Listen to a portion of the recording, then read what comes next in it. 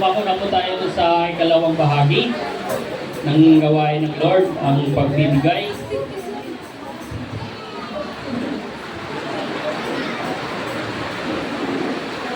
Nakakapapapalpag na dito sa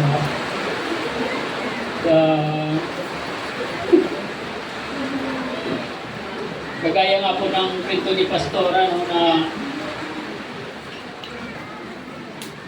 simula pa lang sa pagpasok niya, nakita niya na yung grade po na tumatagas, sinalagay doon sa dapat kalagyan para may pakinabang. Tsaka po doon sa pagpatay ng ilaw, tsaka doon po sa pag-ayos ng basahan. So lahat po yun, no, alam ng Lord. Maliit man na bagay po pero napakahalaga para sa ating Panginoon. So ganun din po sa ating pagbibigay, no. Sabi po dito sa Levitico 27 verse 30,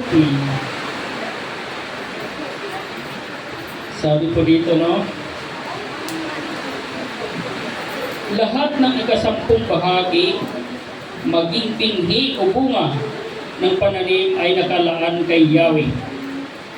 So lahat, pagkaya din po sa Malakay 3:10, wala din po pagkakaiba dito. Kung itutuloy po natin sa 31 po, kung may nais tumubos sa alinman sa kanyang ikasampung bahagi, babayaran niya ito ayon sa tinagdang halaga nito, maliban pa sa dagdag na ikalimang bahagi ng halagang iyon.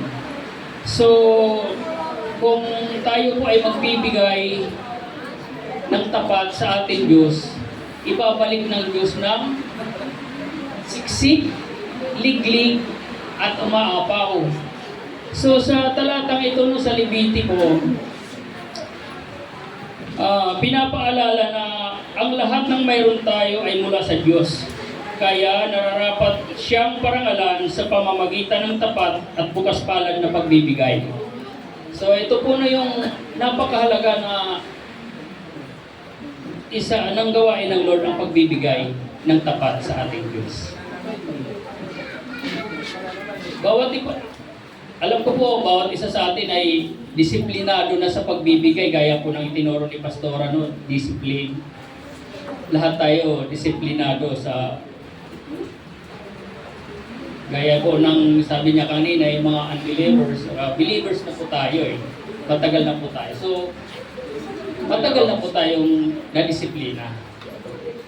So, salamat po sa Lord, no, sa kanyang salita na sa mga oras na ito ay tapat tayo makakapagbahagi ng ating mga ikapo. So, yun lamang po, no? Tayo po'y manalangin. Dakilang Diyos na makapangyarihan sa lahat. Lord, salamat po sa mga oras na ito na kami po ay muli makakapagbibigay sa iyong ministeryo, pa isang gawain, Panginoon, ng aming mga ikapo. Dalayan ko po, Diyos, na patuloy pagpalain ang aming mga kabuhayan, ang aming mga kinabubuhay, Lord, maging sa trabaho man. Panginoon, ang dalangin po namin, bigyan niyo lamang po kami ng kalakasan, Panginoon, na nagmumula sa iyo. Lord, dalangin din po namin sa mga ikapo na malilikom sa mga oras na ito, Panginoon, ay magamit lamang po lamang po sa iyong kalooban, Panginoon. At patuloy po palain habang namumuno dito, Panginoon. Maraming salamat sa iyo po ang papuri. In Jesus' name, Amen.